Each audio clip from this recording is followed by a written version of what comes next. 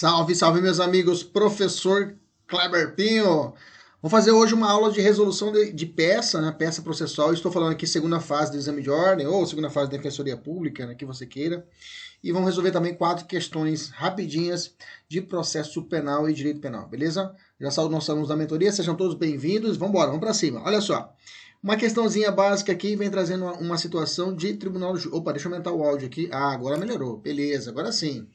A peça começa falando assim: Antônio Ribeiro foi denunciado pela prática de homicídio qualificado. Bom, se é homicídio, eu já sei que ele vai para onde? Tribunal do júri. Fique atento, se a prova falar que é uma vara comum, já está incompetente essa vara, viu? Já tem que levantar um preliminar de incompetência da vara. Beleza? Tranquilo?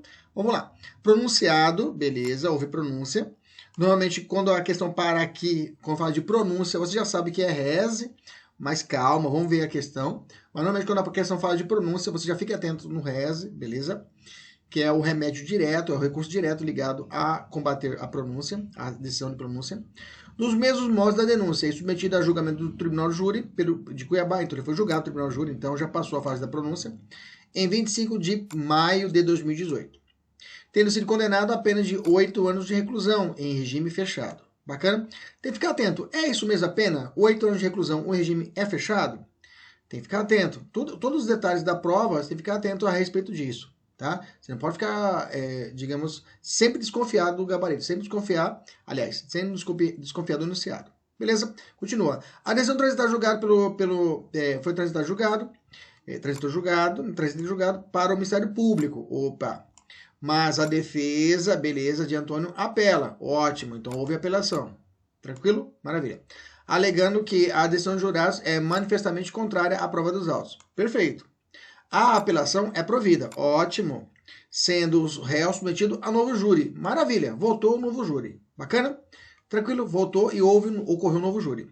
Nesse segundo júri, Antônio é novamente condenado. Pode acontecer isso? Pode. Só que é o seguinte, a pena que ele foi determinado foi 20 anos. Ou seja, foi essa segunda sentença, ela foi maior do que a primeira.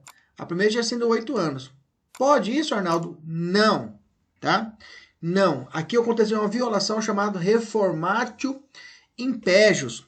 Só que reformatio impégios indireta, tá? Você tem que colocar o nome completo. Não adianta colocar só o nome. Tem que colocar o nome e sobrenome. Reformatio impégios indireta. Por quê, professor? Quando o tribunal ele mandou realizar o novo júri, ficou um patamar já estabelecido, ou seja, 8 anos de reclusão. Então, esse sarrafo de salto no próximo julgamento não pode ser maior. Então, quer dizer que ele não pode tomar uma nova condenação com uma pena superior ao primeiro sarrafo, que era 8 anos. Ou seja, ele poderia ter tomado 7 anos? Sim. Poderia tomar 6 anos? Sim. Poderia tomar 4, 3, 2, 1, 0, absolvido? Sim. Mas nunca poderia tomar 8 anos de reclusão e 1 dia. Entendeu? Por ocorresse 1 dia, ocorreu nesse caso o reformatio impégios indireta. Beleza? O tribunal de júri não poderia condená-lo com uma pena maior do que foi determinado a revisão do júri. Beleza? Nesse caso, vou ter que apelar novamente, e mais uma vez. Eu tenho, na verdade, a apelação agora aqui é só mais uma vez. Beleza? Tranquilo? O novo júri aconteceu no dia 20 de 11 de 2020. Beleza? Então, o primeiro júri aconteceu em 2018 e o segundo júri aconteceu em 2020. Você foi contratado para interpor recurso cabível no dia de hoje. E chega a seu conhecimento que um dos jurados funcionou de forma repetida nos 2 julgamentos. Pode, Arnaldo? Não pode. Então, eu tenho aqui uma preliminar de mérito, tá? Eu vou ter que citar essa dobra do jurado com uma preliminar de mérito. Dá-te a peça com o último dia do prazo. Perfeito? Tranquilo? Maravilha. Então, o novo júri aconteceu no dia 20 de novembro de 2020. Você foi contratado para interpor recurso no dia de hoje. Então, você foi assustado hoje. Então, o prazo começa a contar no dia subsequente. Beleza? Não falou que dia que foi. Então, eu vou falar que você foi dia 21, que começou a contar o prazo. Deixa eu colocar a informaçãozinha aqui, os alunos vão ficar bravos comigo. Mas vamos colocar aqui, ó, sexta-feira. Vamos botar que foi sexta-feira esse prazo. Pronto, agora vai ficar redondinho. Então, você foi contratado para interpor recurso no dia de hoje. Foi intimado no dia de hoje. Então, o prazo vai começar a contar na segunda-feira. Você está comigo? E, na verdade, recurso cabível de hoje, foi contratado de hoje. Beleza. Na verdade, foi contratado intimado. Perfeito. Agora sim. Então, se é sexta-feira, dia 20, beleza? Sexta-feira não conto, começa a contar, sábado não conta, domingo não conta.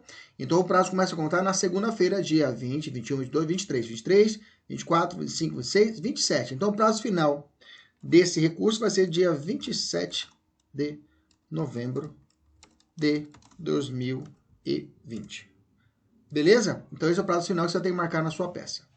Vamos montar a peça? Vamos lá, então. Então, primeira coisa, já sabemos que o gabarito, então, nós sabemos que a peça é uma peça de apelação, 593A e B, do Código de Processo Penal. Professor, eu tenho dúvida se seria o C também, o letra B, A e C, né?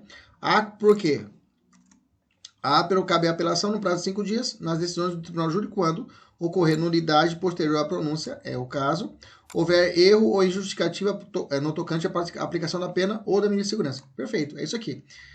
Tranquilo? Então, esse é o fundamento. Não houve, digamos aqui, contrariedade dos fatos do Tribunal Júri nessa segunda situação. Os jurados não julgaram de forma contrária aos autos, não. Realmente ocorreu um erro tocante à aplicação da pena e ocorreu a nulidade posterior à pronúncia. Então, realmente é o 593, 3AC. Bom, quem é a vara? Tribunal Júri de Cuiabá. Então, vamos colocar aqui, vamos endereçar, fica bacana. Vamos lá. Vou colocar aqui. Seria assim. Excelentíssimo senhor, doutor, juiz, eu não gosto disso, mas vamos lá. De direito da pontinho, tribunal, vara, né? Vara, tribunal júri, vara do Tribunal do Júri de Cuiabá. Cuiabá, Mato, que é grosso. Beleza? Esse é o nosso endereçamento. Autos, números, pode ser coladinho, não tem problema nenhum, tá? Aí você já coloca aqui. Esse dia eu, inclusive, recebi de um aluno, professor, precisa fazer espaçamento, fica bonitinho fazer assim, pular linha, né? Olha, na minha experiência, o exame de ordem ele vem colocando várias teses, né? Que treino é treino, jogo é jogo, né? Jogo é jogo, treino é treino. Então, digo a você, economize linha. É melhor que você sobre linha lá na frente do que faltar, tá? Vai por mim, que são anos e anos de experiência. Então, vamos por aqui, Antônio Ribeiro. Esse aqui, lembra que é o recurso de imposição para o juízo a cor, né? Aí você colocar já devidamente identificado nos autos em epígrafe, vem por intermédio do seu fiel advogada cheirosa, rica, isso, advogado, com procuração nos autos, em anexo,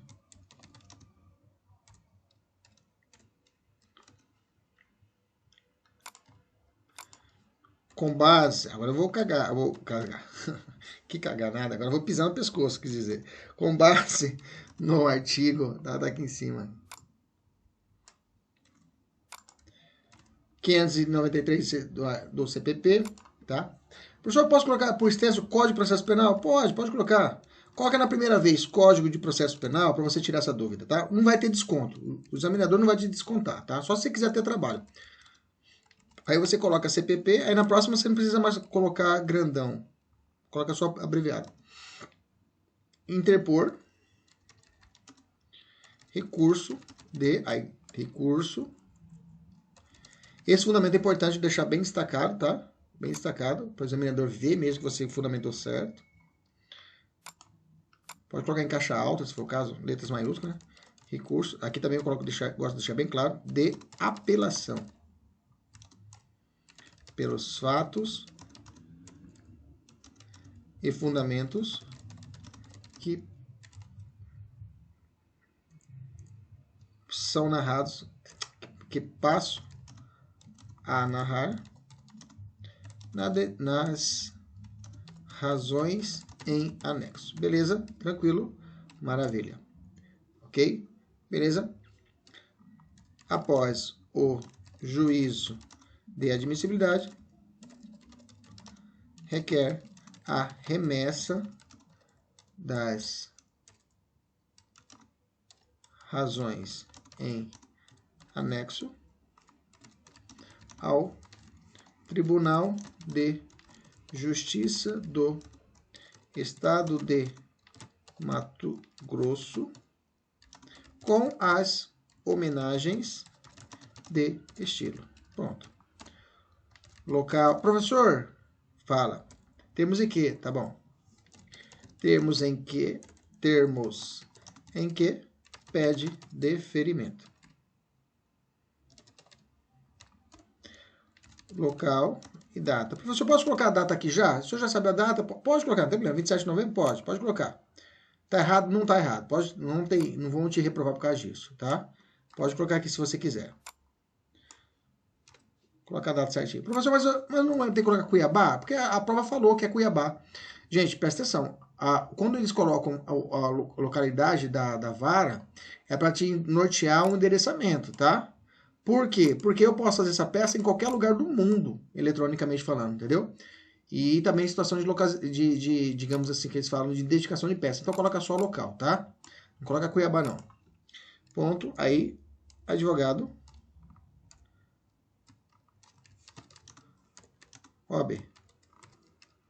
Beleza? Aí, não precisa, meus amigos, deixar essa pequena petiçãozinha aqui numa folha de rosto. Aí você vira a folha, aí você pula um monte de linha e começa noutra folha. Não. Você pode pular uma linha e coloca aqui entre parênteses. Peça de razões. Show de bola. E já coloca aqui. Aí você já coloca ao egrégio Tribunal de Justiça do Estado de Mato Grosso. Olha que bonito. Beleza? Tranquilo? E você vai desenvolvendo assim. Aí vamos lá.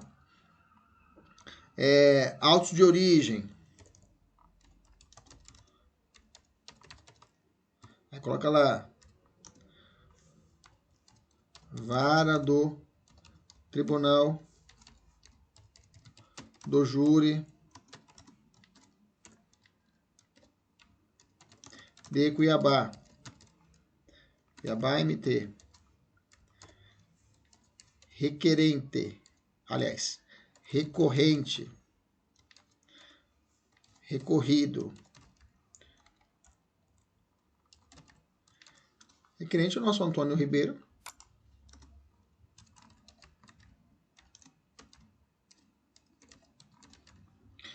Ministério Público ou a Justiça Estadual.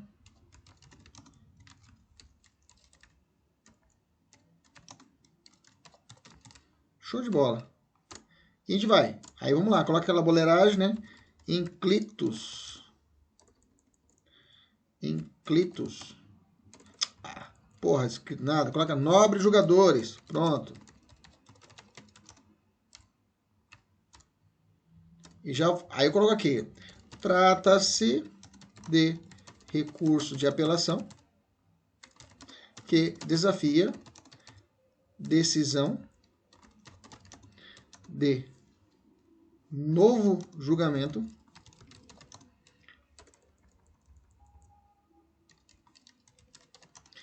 pelo Tribunal do Júri de Cuiabá.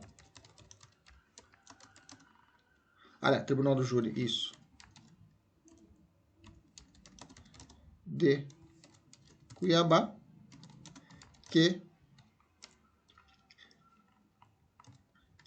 afetou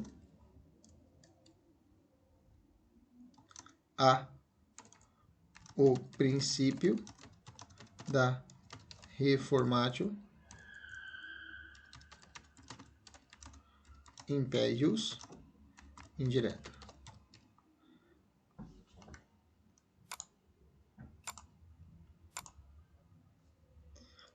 Pronto, já fiz dos fatos, entendeu? Tá aí, dos fatos que você queria. Tá aí, dos fatos. Beleza? Tranquilo? Agora vamos lá. Primeira coisa, vamos falar da preliminar. Preliminar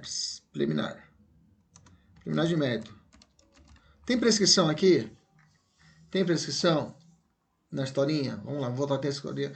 2020, 2018, Homicídio, não, esquece, professor, não tem prescrição, tá, beleza.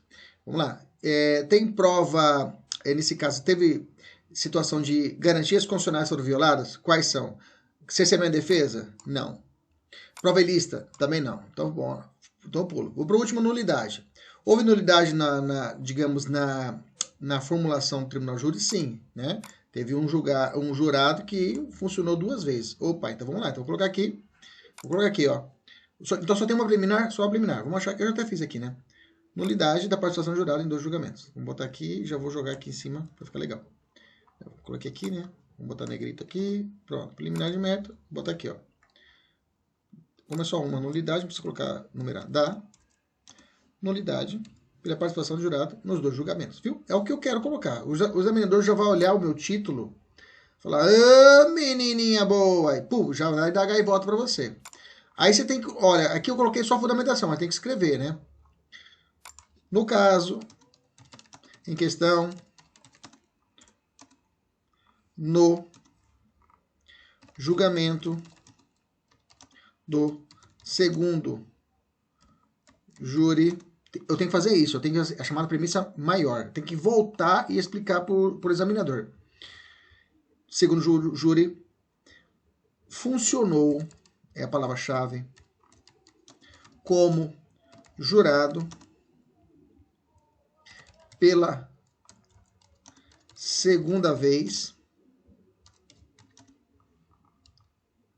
Olha, no caso em questão, no julgamento do segundo júri, ocorreu uma clara nulidade processual, pois um dos jurados funcionou pela segunda vez.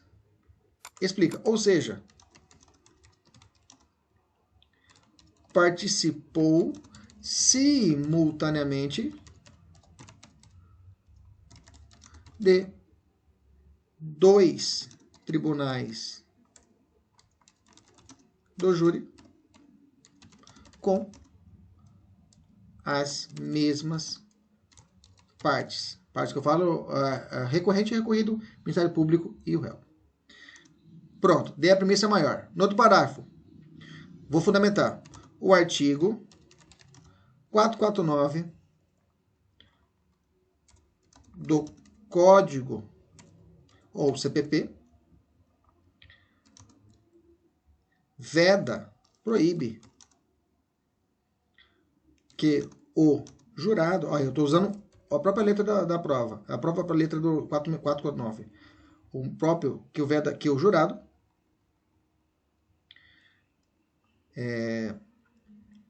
sirva ou funcione, eu vou copiar agora o inciso 1, em julgamento anterior, do mesmo processo, independente da causa determinante do julgamento posterior.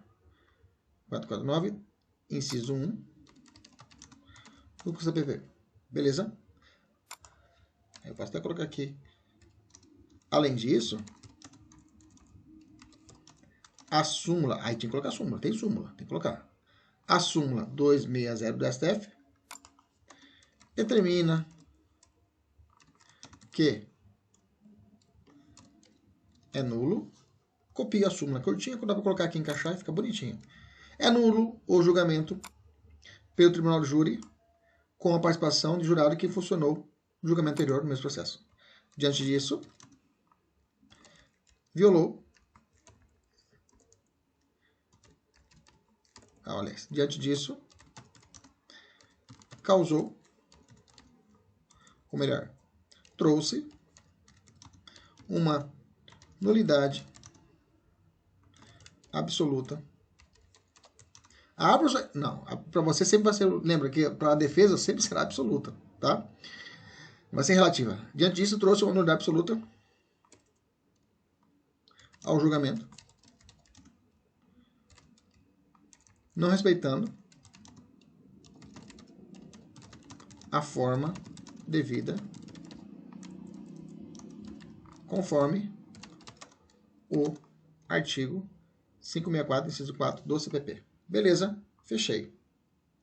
Tá aí minha preliminar. Bacana, curtinha. Porra, professor, só isso? Só isso.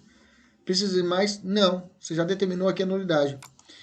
Bacana. Diante disso, trouxe a nulidade absoluta respeitando. E determinando. E assim.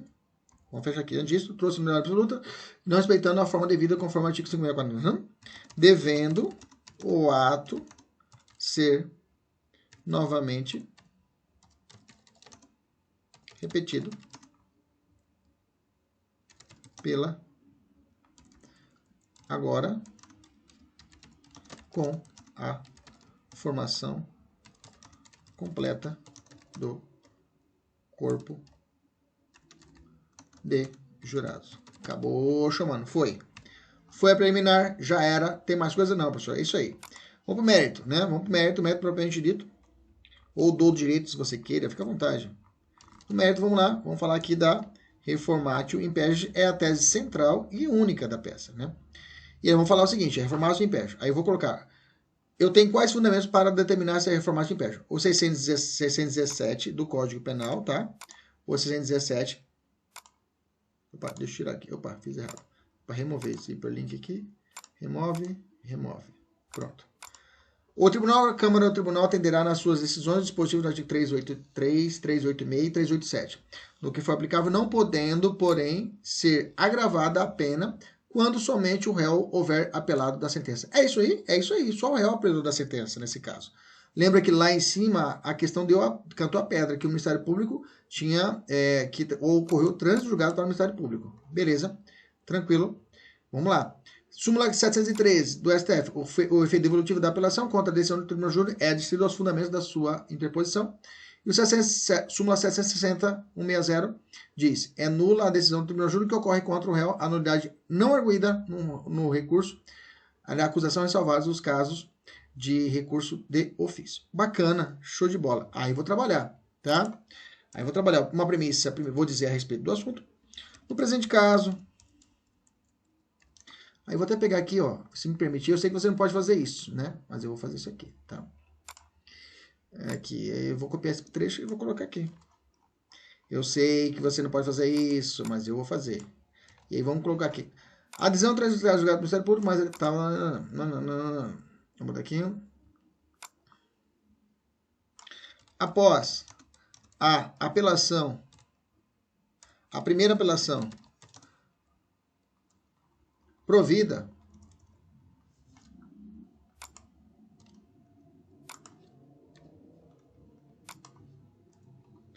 por esse tribunal, o réu foi submetido ao novo tribunal de júri, ao novo júri. Todavia, aí vem o gancho, todavia, nesse segundo júri, Antônio é novamente condenado e a sua pena foi determinada em 20 anos de regime fechado. Em detrimento da primeira condenação, que foi de 8 anos. Ou seja, a segunda condenação foi maior do que a primeira. Pronto. Expliquei para o magistrado. Se fosse um recurso, eu explicaria para o magistrado, né? Para o desembargador. Desembargador, ó, aconteceu isso. Vamos resolver. Aí vem a fundamentação. Aí vem o grosso. Conforme o artigo 617 do CPP, professor, não tem palavras, então vamos botar aqui uma aspas e vamos lá. O tribunal, e vou copiar. Beleza? Inclusive, aí não posso esquecer. Aí você deixa marcadinho já no seu vademécum, Põe de lápis bem pequenininho lá. Lá embaixo de 617, põe essas duas súmulas. Normalmente, nos Vademecum eles colocam, tá? Logo quando você olhar, tá lá essas duas súmulas, 613 e a 616. Inclusive, o STF tem posicionamento pacificado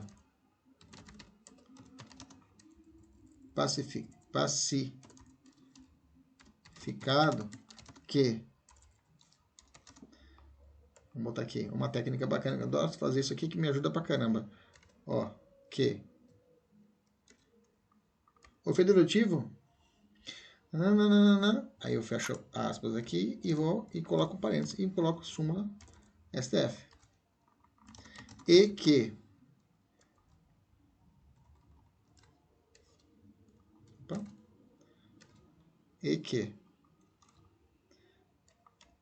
é nula,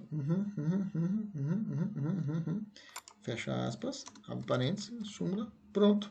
Quando a súmula é curtinha, dá tempo, vou e coloco.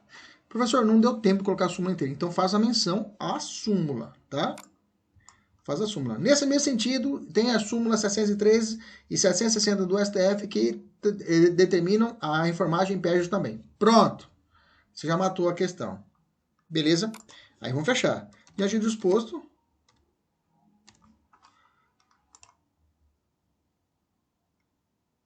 então vamos lá. Eu posso fazer o seguinte, ó. Ao invés de a gente fazer tem que fazer fechamento. Então vamos colocar assim, ó. Diante do exposto requer reconhecimento da nulidade do segundo tribunal júri por violação da informagem impérgio indireta e que o próprio tribunal retifique, tá? Retifique a aplicação da pena estabelecendo o patamar de 8 anos, que é o patamar anterior. Pronto, fechou a peça. Fechou a peça. Essa é a condição. Beleza? Do pedido. Lembra que recurso, eu não preciso colocar os pedidos aqui embaixo, tá? Eu coloquei para insistir, mas normalmente o exame de ordem, você colocar o conhecimento e provimento já basta, tá? Mais uma questão de capricho, você pode fazer isso. Como eu estou fazendo com uma peça pequenininha, eu posso fazer isso. Conhecimento e provimento dos seguintes pedidos. Que seja reconhecida nulidade do ato pela existência de jurado repetitivo.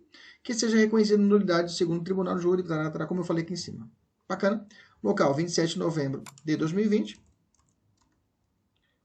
Antes, né? Termos em que pede deferimento. Termos em que pede deferimento.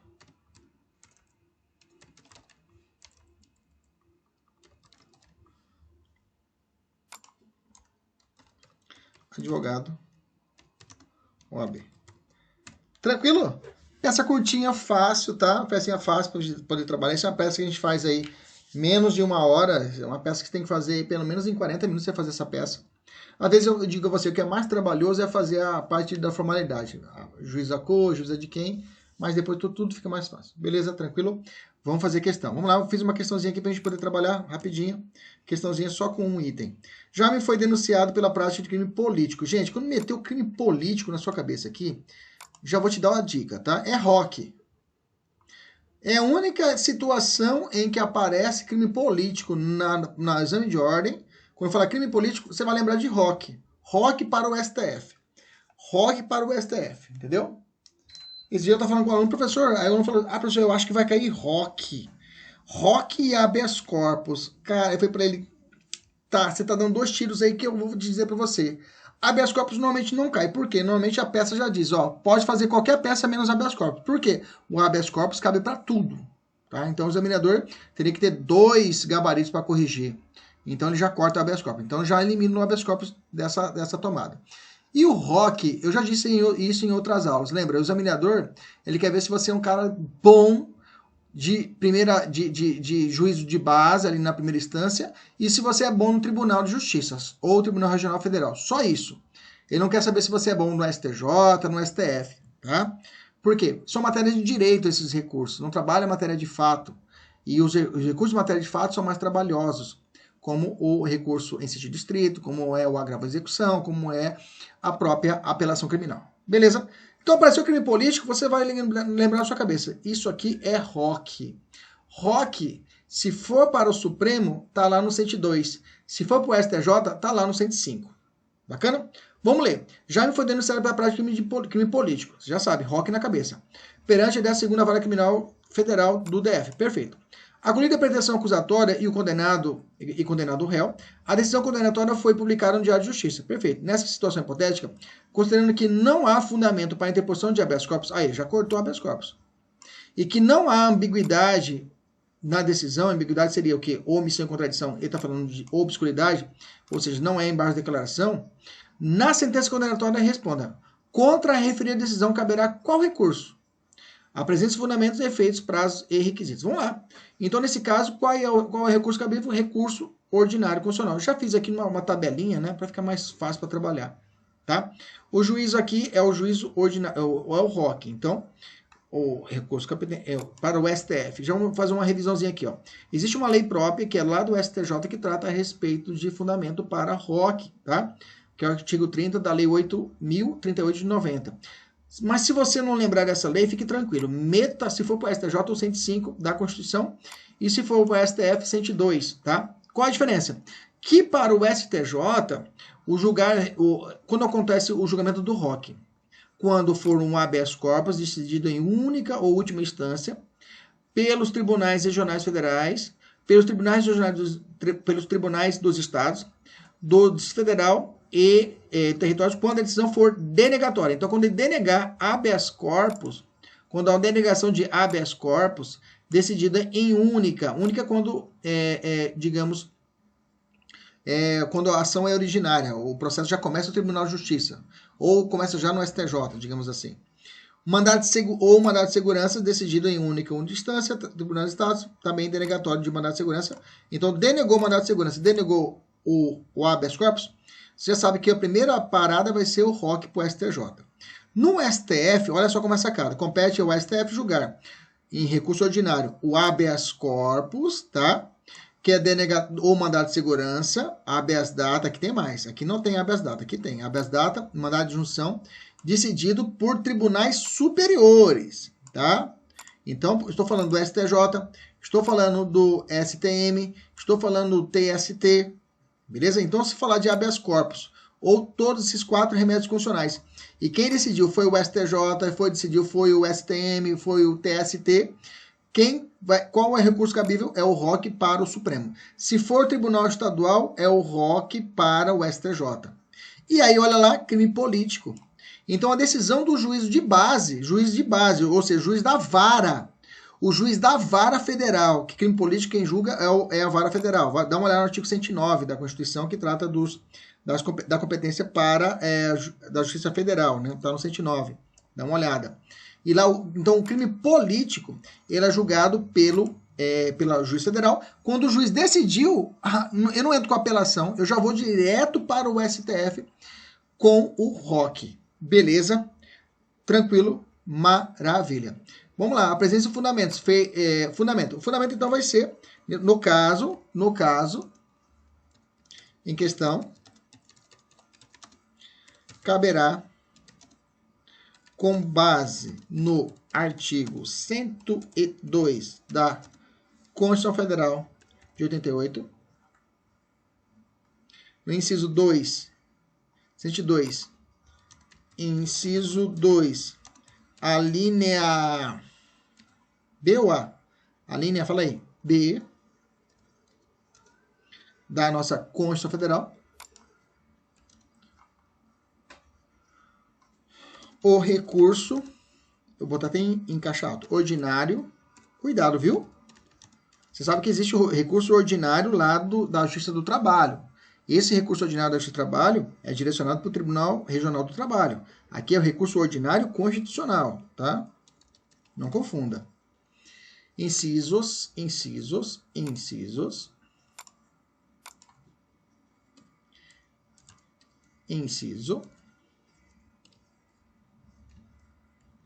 2 da linha B. Recurso ordinário constitucional, beleza? Efeito. Com efeito meramente devolutivo, tá?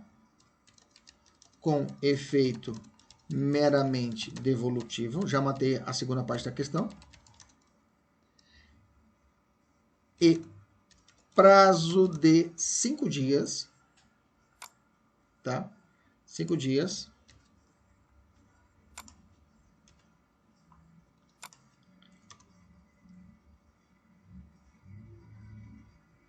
Posso colocar aqui conforme o artigo 30 da lei tal e 102 da Constituição. Beleza? Como que é? Taraná, em face de decisões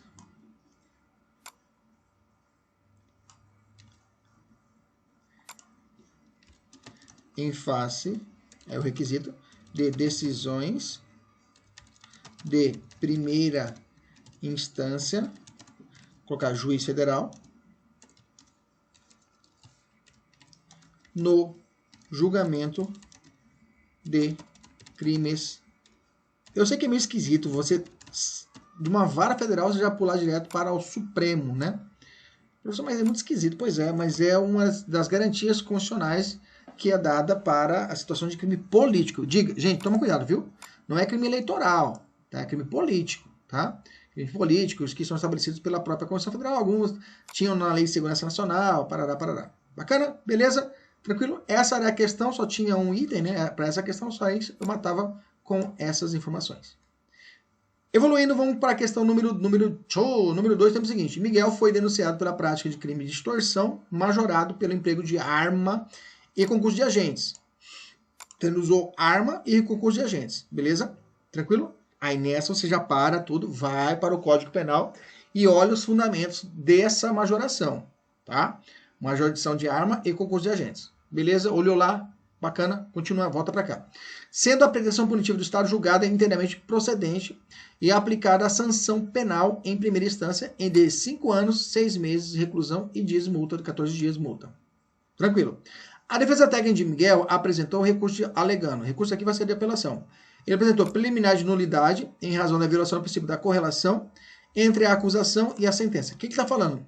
Ele está falando que ele tinha sido, lá na petição inicial, denunciado por um crime e foi condenado por outro, tá?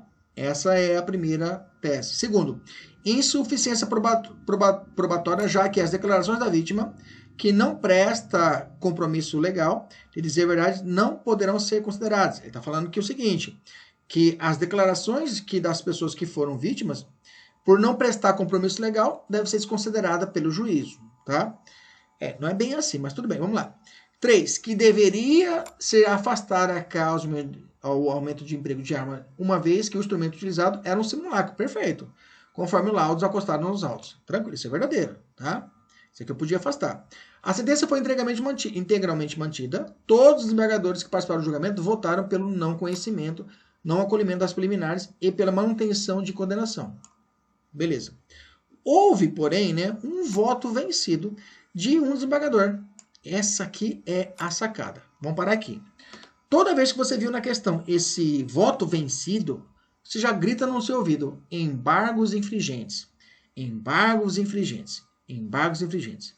Beleza? Embargos infringentes é quando você tem uma hipótese em que num julgamento, num tribunal, 2 votaram a favor e 1 votou contra. O que você vai pegar? Você vai distribuir toda a sua força para que essa decisão do voto vencido vire vencedor.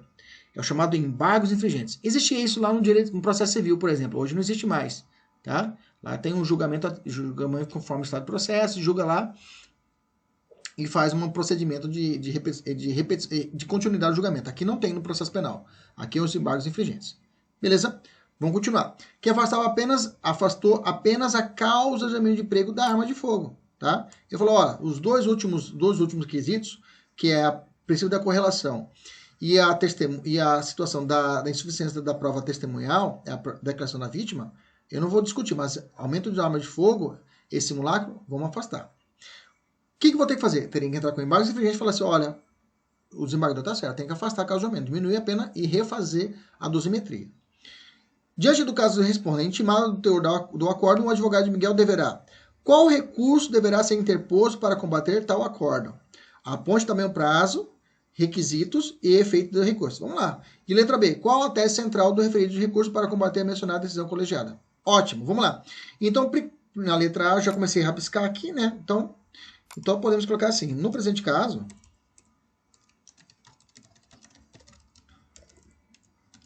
temos claramente a possibilidade de interposição dos embargos infringentes.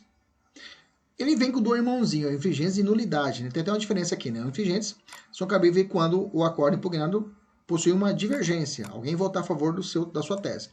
O de nulidade, ele traz são a impugnação adequada contra acórdão divergente em matéria de nulidade processual, tá? Quando há uma nulidade processual, há uma divergência quanto a essa nulidade, e aí você suscita isso através desse embargo de nulidade, ok? Então, voltando, embargos infringentes é quando tiver primeiro ponto, tanto embargos infringentes como embargos de nulidades, a base é divergência. Você viu lá, a prova falou 2-1, um voto de divergência, fica, opa, beleza. O segundo passo é você olhar. Se a briga for quanto a mérito, você vai falar que é embargos infringentes. Se a briga falar que é matéria processual, você vai falar que é embargos de nulidade. Por exemplo, quando ele falou aqui na questão, primeiro item aqui, falou sobre preliminar nulidade de vista de princípio da correlação. Isso aqui é o quê? Processual, tá? Se houvesse a divergência quando isso daqui, você entrar com embargos de nulidade. Se fosse o segundo item, sobre a declaração da vítima, né, que não prestou compromisso. Prestar compromisso é matéria de processo. Está lá no Código de Processo Penal. Então é mérito, é questão de processo. Nesse caso, se a questão falasse que esse ponto fosse divergente, aí seria também embargos de nulidade. Todavia, ela veio falar de causa de aumento de pena. Onde é que está a causa de aumento de pena? No Código Penal ou Código de Processo Penal? Código Penal, porra. Se é Código Penal, então é embargos o quê? Embargos infringentes. Entendeu a sacada? Bacana? Lembra que o embargos infringentes e embargos de nulidade são dois recursos cabíveis apenas para a defesa, tá? É um recurso exclusivo da defesa. Bacana? Então, vamos lá. Claramente precisa de imposição de embargos infringentes. Embargos infringentes, vamos apagar aqui. Embargos infringentes, pois ocorreu a divergência quanto à aplicação da causa de aumento de pena referente à utilização de arma de fogo. Eu coloco em matéria de direito penal. Diante disso, o CPP,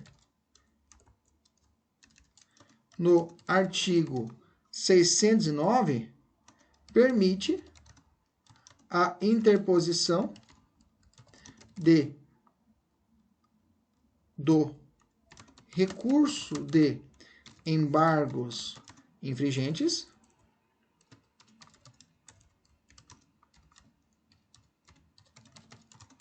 para discutir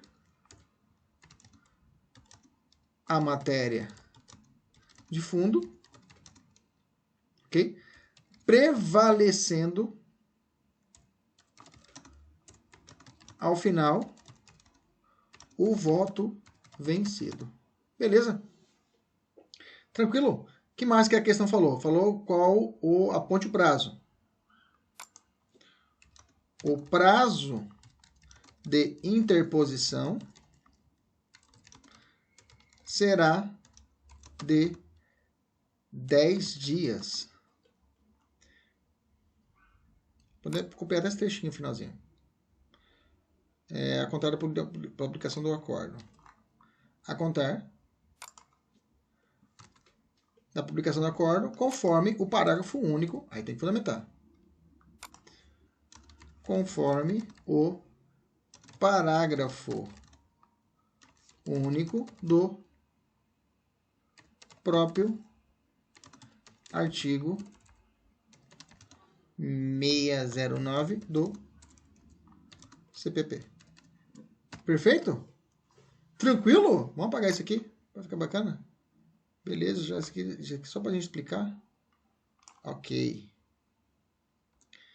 E aí, qual é a letra B? Qual a tese central do referido curso para combater a mencionada decisão colegiada? Opa! Aqui, perfeito. Letra B é o seguinte. A tese será... Qual a tese? A tese será o seguinte. deverá ser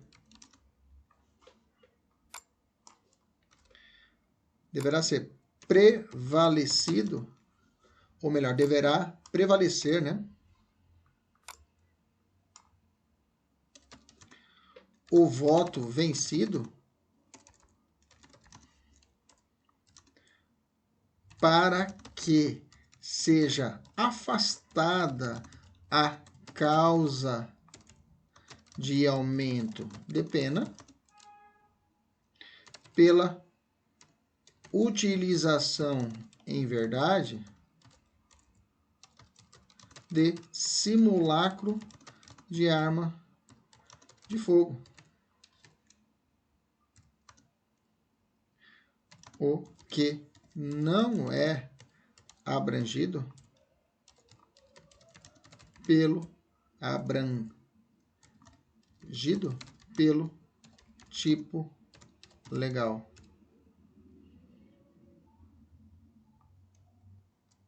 Ponto. Essa aqui é uma questão mais só para você matar. Beleza, matamos a questãozinha aí. Parece difícil, mas não é, né? Ela é trabalhosa e difícil a gente ouvir falar de embargos infringentes de nulidades. Bom que a gente já fez a revisão. Avançando, vamos para uma terceira questão. São 4 questões da aula de hoje. Vamos lá para a terceira. Já estou terminando, fica tranquilo. Após regular a instrução processual, Flávio foi condenado pela prática de crime de tráfico ilícito de entorpecentes.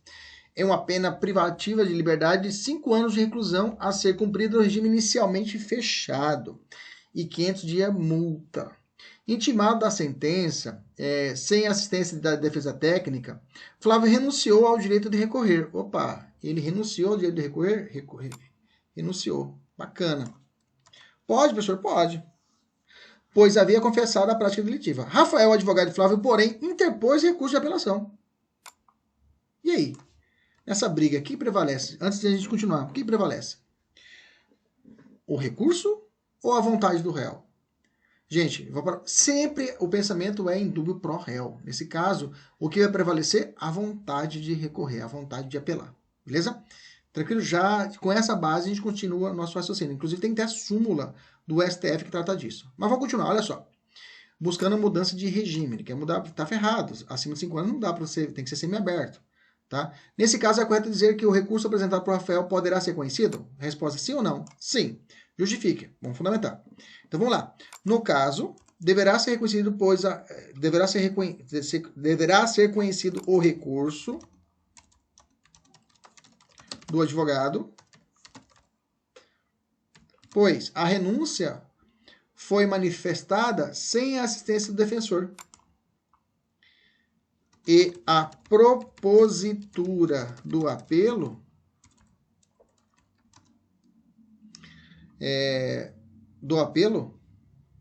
prevalece. Ok? Vamos fundamentar. Conforme o artigo 577 do CPP, que salienta. 2 pontos. Vamos botar ele aqui. É pequenininho, vou colocar ele na minha peça. Posso colocar? Pode colocar, não tem problema. Vou botar tudo junto para não ter problema de ter espaço. O recurso poderá ser interposto. Vou poder até colocar só o parágrafo. Não se admitirá, entretanto, recurso de parte que não tiver interessado na reforma ou modificação da decisão. Aí você combinar. Ok? E o STF possui a seguinte súmula a respeito do tema. Na verdade, o que mata aqui é a súmula, né? A renúncia do réu ao direito da apelação manifestada sem assistência do defensor não impede o conhecimento da apelação pelo defensor interposta. Assim, deve ser conhecido o recurso da defesa. Ponto. Acabou. Beleza? Tranquilo? Vamos avançar. Próxima. 4ª questão. Marcos, advogado, atua em 2 causas distintas. Perfeito. Que correm perante vara criminal de Fortaleza. Na primeira ação penal, Renato figura como denunciado em ação penal por crime de natureza tributária. Enquanto na segunda ação, Hélio consta como denunciado por crime de peculato. Beleza? Então, vamos lá. Para aqui. Vamos raciocinar. Sempre fazer esse raciocínio. Conversa com você mesmo, tá? Nem que você olhe o amigo seu na sala de aula e você conversar sozinho e falar, esse é louco, essa menina é louca, coitado, estudou muito. Não, você está raciocinando. Você fala assim, bom, o cara é advogado, tem dois processos. Um processo tramita por uma vara, que trata de crime de natureza tributária, e outro de peculato. Bacana? Continua. Entendendo pela atipicidade da conduta de Renato, Marcos impeta habeas corpus perante o Tribunal de Justiça em busca do trancamento da ação penal. É possível isso? É possível. Inclusive, hoje, na lei com o pacote anticrime, essa palavrinha trancamento aparece lá de uma das funções do juiz de garantias, né? Já em favor de Hélio, impetrado, mandado de segurança também... Tá, vamos lá, vou de novo. Marcos, então ele tem dois réus distintos, né? Marcos impetra habeas corpus perante o Tribunal de Justiça em busca do trancamento da ação penal, beleza? Já em favor de Hélio, impetra mandado de segurança, do outro mandado, também perante o Tribunal de Justiça sob o fundamento do magistrado de primeira instância, de maneira recorrente, não estava permitido o acesso aos autos, beleza? Então tá, então num processo entrou com habeas corpus, no outro processo mandado de segurança. Tá muito parecido, professor, que nós já vimos isso hoje. Bacana, vamos continuar. Na mesma data são julgados o habeas corpus e o mandado de segurança. Opa, professor, já vi isso daí. Calma, garoto, calma, garota. Por Câmara Criminal do Tribunal de Justiça do Ceará. Sendo que a ordem habeas corpus não foi concedida. Não foi concedido por maioria dos votos. Não ser concedido é denegado, meus amigos, tá? Lembra disso. Enquanto o mandado de segurança foi denegado por unanimidade. Diante disso, responda a seguinte indagação. Intimada a decisão proferida no habeas corpus e no mandado de segurança, caberá a Marcos interpor qual recurso pretendendo combater as decisões. Roque, lembra lá, artigo 105 da nossa Constituição Federal, tá? Para ambas as hipóteses, caberá Roque, tá? Deixa eu até colocar aqui embaixo. Aqui eu falei uma explicaçãozinha aqui embaixo que não entra na resposta. Então, vou pegar aqui nosso fundamento, nós já fazemos aqui em cima, né? Vamos lá. Roque, conforme o artigo 105 da Constituição. Vamos botar esse textinho aqui embaixo. Só que é o 105, né? Não é o 100. Nesse caso, 105. É Roque por STJ. Porque a decisão foi do Tribunal de Justiça, lembra disso, né? No presente caso, deverá ser interposto recurso...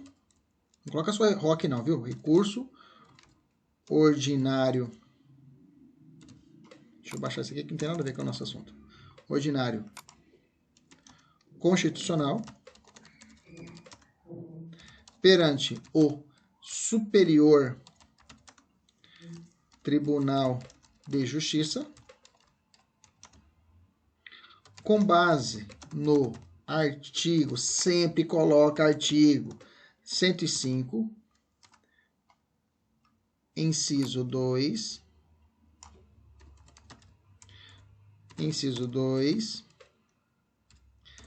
habeas corpus letra A, linha A, o habeas corpus está aqui, foi denegado, né? E B, da Constituição Federal de 1988. Tá aqui, que bonito, ó. Ok? Essa seria a resposta. Nem mais, nem menos. Poderia... Professor, ficou muito seco, direto ao ponto. Não pode ser muito seco, então coloca lá. Para ambas deverá... para ambos remédios constitucionais, deverá o advogado interpor